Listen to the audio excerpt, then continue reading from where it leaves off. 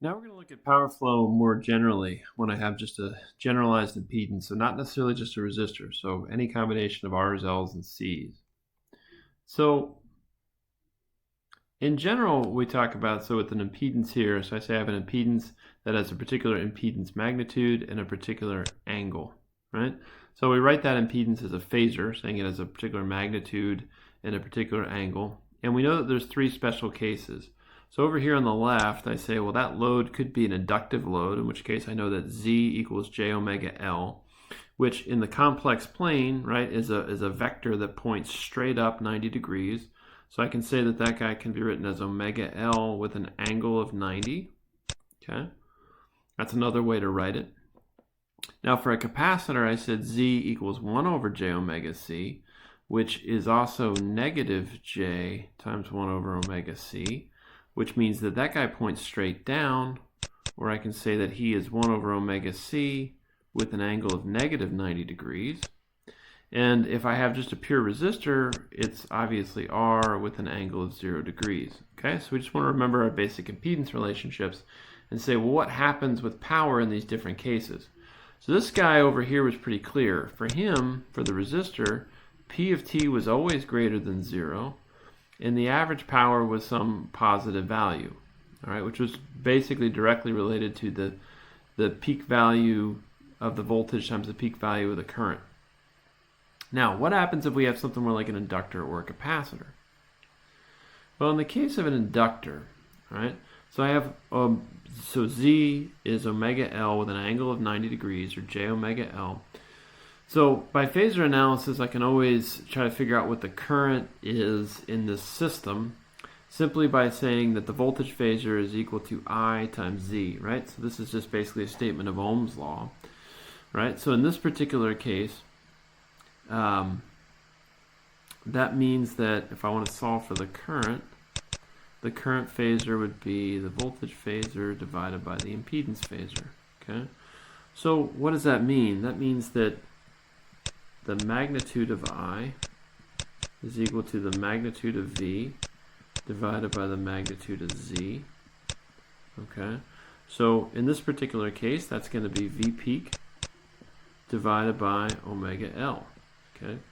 If I'm talking about angle, I just use Ohm's law again and say the angle of I, which I'm going to write as phi sub I, is equal to phi sub V, the angle of the voltage, minus the angle of the impedance. Now, because of the fact that the impedance has a 90-degree angle, I have that the angle of the current is 90 degrees behind the angle of the voltage. All right, so for this particular case, if I have V of t equal to V peak cosine omega t plus phi v, if phi v was equal to 0, so I had a pure cosine, then the voltage phasor would be pointing in this direction. The impedance phasor would be pointing in this direction. And because the angle of the current is the angle of the voltage minus 90 degrees, and that comes straight from Ohm's law, I basically take the voltage and rotate it back 90 degrees to find where the current is. All right, so rotating it back 90 degrees. Remember, these are negative angles this way. All right, these are negative angles. All right, so we see that the current is 90 degrees behind the voltage. Now, in the time domain, how do we write that? Well, what we'll say is that the voltage is V peak cosine omega t plus phi v, and we would say that I is I peak times cosine omega t plus phi sub I. All right, so in other words, we're just writing those by taking the phasors and plugging in the appropriate phasor quantities into the time domain waveform, which ultimately, based on everything we said on the previous slide, tells us that I of t looks like I peak cosine omega t plus phi v minus 90 degrees. Okay, so he's related to the voltage in that way. He's shifted 90 degrees. So if I wrote what P of t looks like, okay, P of t would be V of t I of t, which in this case would become V peak I peak times cosine omega t plus phi v times cosine omega t plus phi v minus 90 degrees. Okay? Now, question is, what does that look like? All right? What does that look like? Well, let's take a look at another example. So here, in this particular case, I'm saying, so I basically did it for this circuit right here, assuming that I had some load that was purely inductive, hooked up to a voltage source with, in this case, I can see my voltage has 0 degrees angle, and the reason I know it has 0 degrees angle is because I have a pure cosine at time t equal to 0. If I look at my current has a 90 degree shift. In other words, the peak of the voltage needs to be pulled over here to the right by 90 degrees. So that means that this guy is cosine of omega t minus 90 degrees, just like we expected. If this guy was cosine of omega t, this guy was cosine of omega t minus 90 degrees. So in other words, there is that 90 degree shift clearly apparent. As I look at one period of the voltage, so basically from here to here, I see again that my P of t goes through one fluctuation. But what I notice, as I go from one fluctuation of the voltage, I have two fluctuations in P of t. The critical thing here is that if I look at the range of my P of t, it goes from 100 to minus 100. Okay? 100 to minus 100. That's really different than what I had when I had a 100 watt light bulb or 100 watt resistor. In this case, here's zooming in, right? So if I'm looking at one period of the voltage, I see again that I have two fluctuations in the P of t, but the P of t now looks like it's a sine wave instead of a cosine wave, right? But the other thing that I can see about this guy is the average value as I go across one period, right? So I've marked out periods with the red line here. If I compute the average value of that, that clearly is 0. All right, so the average power into this inductor appears to be 0. Now, what does that mean? Well, let's think back to what we know about inductors. Inductors are, and are capacitors, energy storage elements. So in case of an inductor, I put a current into it, and it supposedly stores energy. Here, on a capacitor, I put a voltage across it, and the capacitor supposedly stores energy. So in this AC world, what's going on? All right, so let's think about this for a second. P of t was equal to the rate at which energy is used by this thing. So as we said, if P of t is greater than 0, energy is flowing into the element, which means that the element is a load. If P of t is less than 0, energy is flowing out of the element, so it's a source. So one of the things that happens here is it seems like then when P of t is positive up here, so I'll do red stripes in this direction. When P of t is positive, what's happening here in these conditions is the inductor is absorbing energy, right? So when P of t is positive, energy is flowing into the inductor. But over here, when P of t becomes negative, during those times, the inductor is releasing its energy. Okay? So what's happening is for half of the cycle, the inductor is absorbing energy or storing it. In the second half, it's releasing that energy back to the other elements in the circuit. So in this particular case, what we say is that no net energy is transferred to the load. All right, so no net energy is transferred to the load. I have basically some amount of energy given to it over half the cycle, and that same amount of energy is given back on the other half of the cycle. So on average, no energy is transferred to that load. It means that this thing is storing energy and then giving it back, but means the no net energy is transferred to this guy, meaning it can't do anything useful like create heat or light or motion. Okay? So what do we call this? We have to give this a name because clearly in our systems we have obviously both inductors and resistors and capacitors, right? So ultimately we're going to need to broaden our definitions out a little bit, as we'll see. So essentially what we say is that we have instantaneous power flowing into our load, and we think of that power as having multiple different components. So we say that there is an average or real or active power. So the terms that we typically use are real and active power.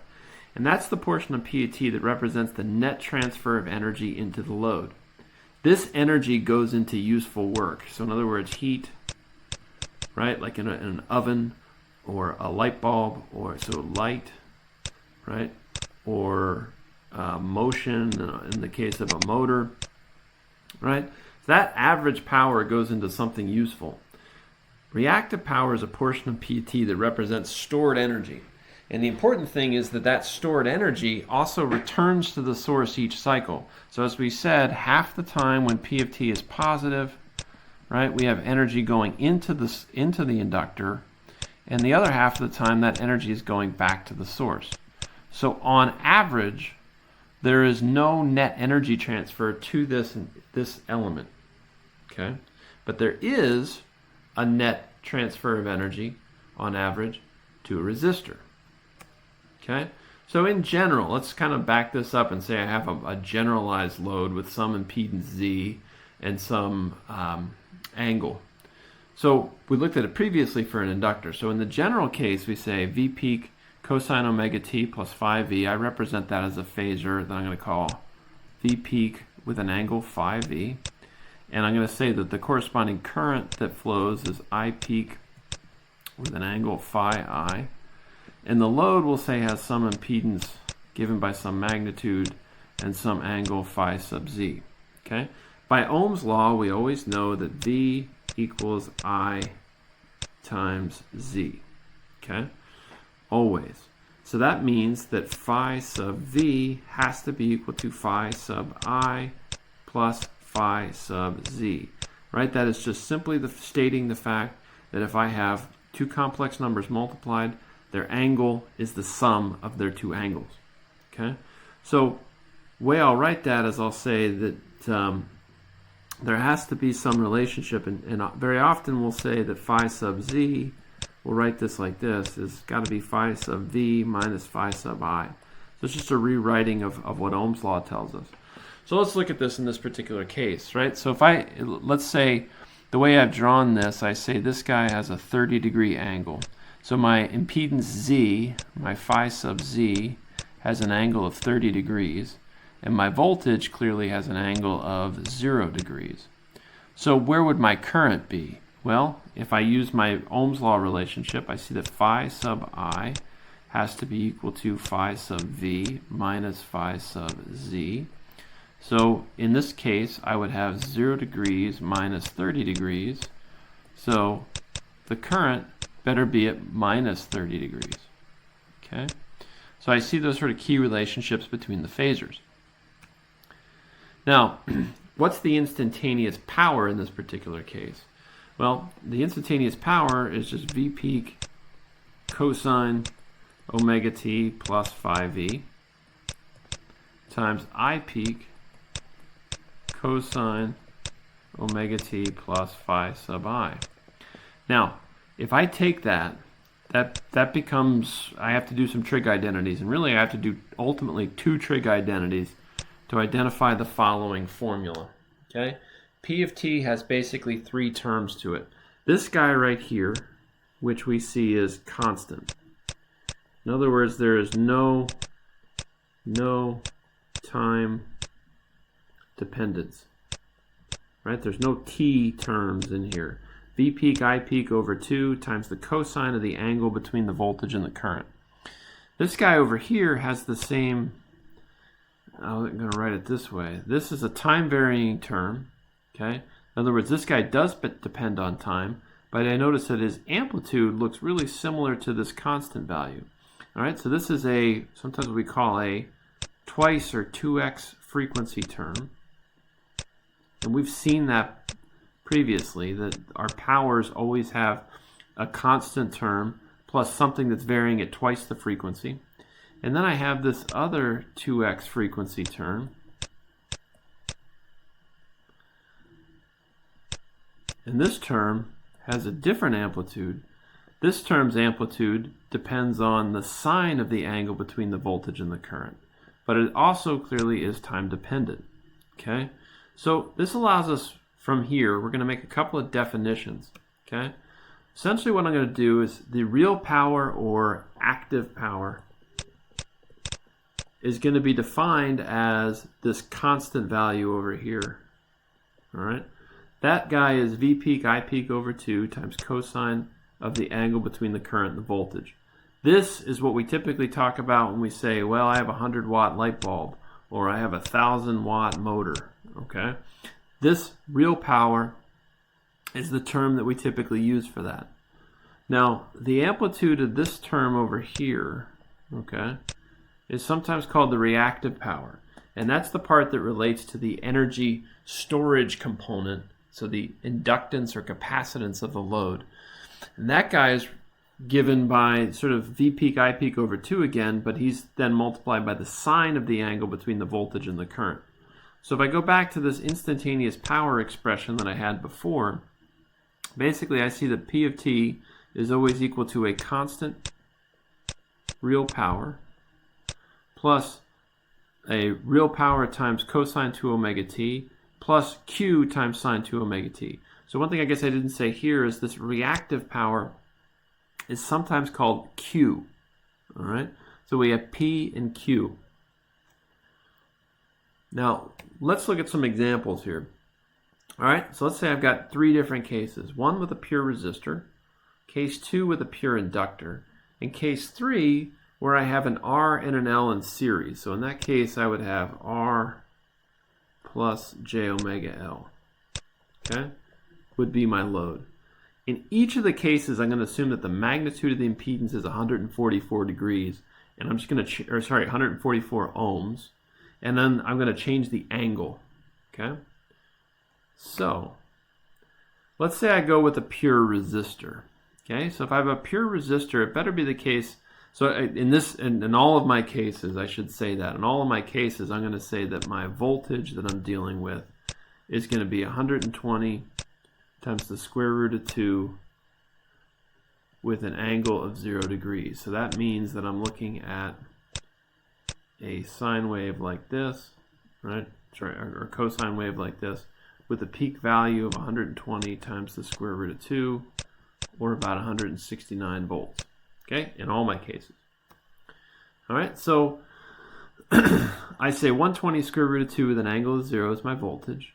So if I have a pure resistor, the angle better be 0. So here I got my 2 phasors, right? So this guy, V, is about 169 with an angle of 0 degrees. This guy is 144 ohms with an angle of 0 degrees. Well, if I do try to figure out what the current is, right, I have to say, well, this guy would basically be the magnitude of the voltage divided by the magnitude of the impedance with an angle of phi v minus phi z. All right, so plugging through the numbers here, that's 120 square root of 2 divided by 144 with an angle of 0 degrees minus 0 degrees. All right, so this guy, if I do the math, works out to be 1.1785. All right, and that's in amps. And the angle, clearly, phi sub I is equal to 0 degrees. All right, so here's my formula here for instantaneous power, P of t. All right. Before I do that, I guess I would say that, if you were to draw the phasor for the current, it would obviously be on the same line as the impedance and the voltage, and it would be I'll just write it like that. All right, I. Okay? So if I look at this guy and I say, well, I want to compute the P of t, well, I run through the equations here. So V peak I peak over 2. If I run that calculation for this in this. So 120 times square root of 2 times 1.1785 divided by 2, I would get 100. All right. In other words, this guy right here is 100. Right. 100. So P of t is 100 cosine of phi v minus phi I. Well, in this case, that's 0, right? So if I go through, I have the same term here. So I have 100 cosine 0 degrees times cosine 2 omega t. And then for this guy, I'm going to have 100 times sine of 0 degrees times sine of 2 omega t. Well, that clearly works out to be 100 plus 100 cosine 2 omega t. So as we would expect, and we've seen this before, if I look over a single period of the voltage and the current, obviously my power P of t fluctuates 2 times. Its average value here, which is indicated by this red line, is clearly 100. And if I look at this, the peak-to-peak value here is clearly 200 watts. Okay, so this matches up exactly with what I would have expected. And I can see that it's a cosine term because the peak here happens at the beginning of the period at the same time that the voltage is at its peak. All right, now let's say instead that I had a pure inductor. Now, same voltage, all right, and I said all throughout is I want to keep the same magnitude of impedance. But inductors have j omega L, which means that my angle for the impedance here has to be 90 degrees. Okay, so now I can see that this guy here is the 169 volts with an angle of 0, and this guy is 144 ohms with an angle of 90 degrees. So, how do I figure out what the current's going to be? Well, magnitude-wise, so it's always I equals V over Z. So that means the magnitude of the voltage divided by the magnitude of the impedance, right? And the angle is going to be phi sub V, the angle of the top, minus the angle of the bottom, okay? So the angle of the bottom, so it's phi sub Z.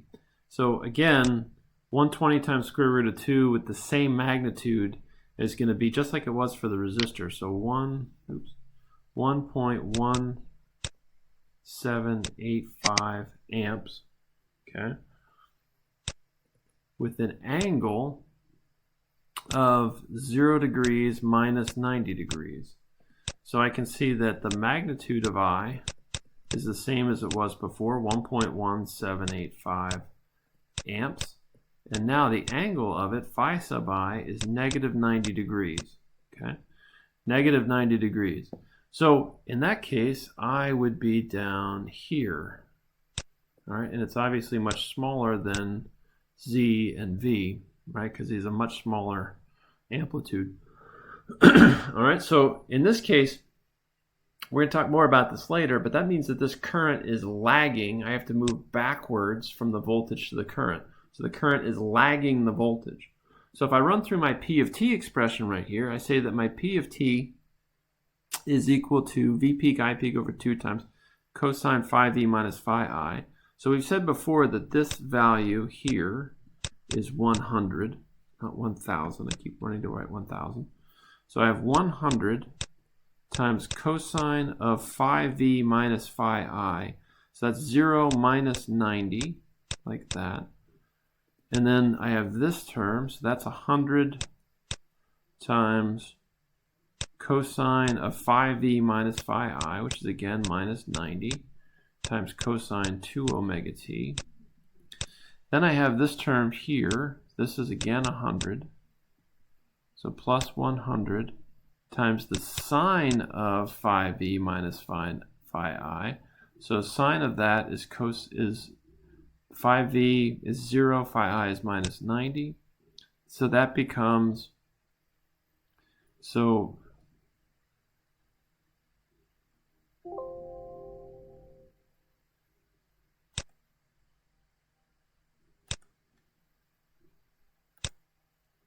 we said that this term here, V peak I peak over 2 is 100 All right, so the first overall term in the equation becomes 100 times cosine phi v minus phi I. So phi v minus phi I is 90 degrees. So then I have, for this term, again, this is 100. So I have 100 cosine phi v minus phi I is 90 degrees again. So that's times cosine 2 omega t. And then I have over here, again, I got a 100 times sine of phi v minus phi I. So phi v minus phi I is 90 degrees, as we said. That times sine 2 omega t.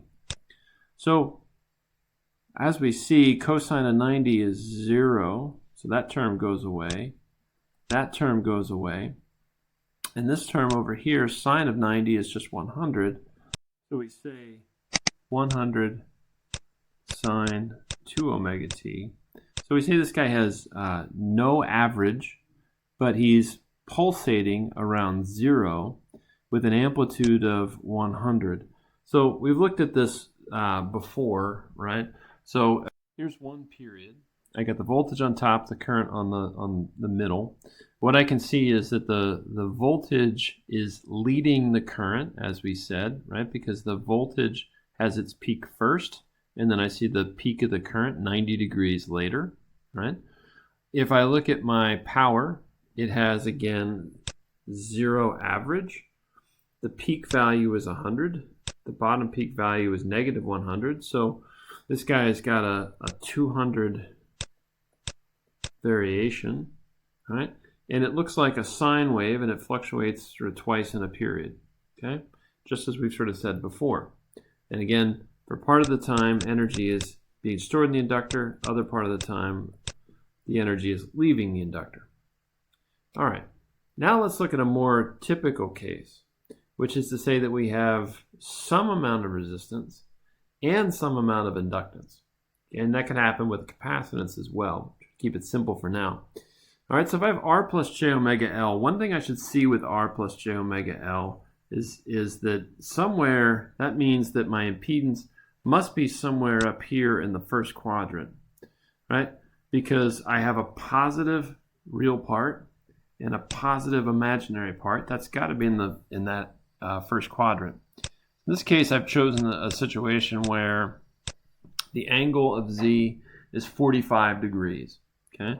So my voltage is the same again, 120 square root of 2 is the peak value with an angle of 0. My impedance is 144 magnitude again with an angle of 45 degrees. So if I were to do the calculations of what R and L, what the two components must be, right? That would be 144 cosine 45 degrees plus J times 144 sine of 45 degrees. That works out to be 101.8234 plus J times 101.8234, like that. All right, now, if I want to figure out what I is, right, it's the same thing as always. I take the magnitude of the voltage divided by the magnitude of the impedance. So that's just, again, 120 root 2 divided by 144. We've said before this guy is 1.1875, or sorry, 1.1785 with an angle in this case, so phi v minus phi 0, sorry, phi v minus phi z, so phi v is 0, phi z is 45, so that tells me that the current is 1.1785 with an angle of negative 45 degrees. And that's what we have here. So here's my I vector. So it's pointing at negative 45 degrees, and obviously it's much smaller. So if I want to figure out my P of T expression here, I follow this guy through again. So I know very well at this point that V peak I peak is 100. All right, V peak I peak over 2 is 100. So 100 cosine phi v minus phi I is 45 degrees. Now, same thing for this term, 100 cosine 45 degrees, all right, times cosine 2 omega t. So this is a time varying term coming in. And then I have 100 sine phi v minus phi I. So sine phi v minus phi I is also sine of 45 degrees times sine 2 omega t. So if I go through my calculations, cosine 45 degrees works out to be 1 over the square root of 2, right? Or about 0.707, right? So that turns this into 70.7 plus 70.7 cosine 2 omega t, right? Because I have the same amplitude on this term that I have for the constant right there. And the sine of 45 degrees has the same value as the cosine, so that becomes plus 70.7 times the sine of 2 omega t. All right, so what does that look like? We haven't looked at anything like that. So here I've got one period, again, kind of marked off. So if I look at my voltage, all right, my voltage over one period, so I say the voltage, because it's got zero angle, starts at a peak like this. I see that the current is pulled back in this case. This is a 45 degree shift, right? And if I look at the power, P of t down at the bottom, again, I have two fluctuations as I go through a period. The peak to peak value here is 200. And if I look at the average value here, the average value looks like it's about 70.7 as we expected. Now, one thing to note, here's the zero line right here, all right? So now what's going on is, as I see that my load is absorbing energy anytime I'm above zero here, right? But there's some amount of energy, there's some amount of time here where I'm giving up energy, okay? So this kind of makes sense because I have an R plus, so I have R plus j omega L. So the inductor is storing some energy and giving some back, but on average, we're still absorbing power into the resistance. All right, so in this case, it's not balanced because I don't have a pure inductor. In other words, I'm not giving up energy half the time and giving it back the other half of the time. In this case, on average, I still have a lot more area of my P of t that's greater than zero than I have below zero. So on average, I'm transferring power to the load, although there still is some energy exchange happening through this inductor. All right.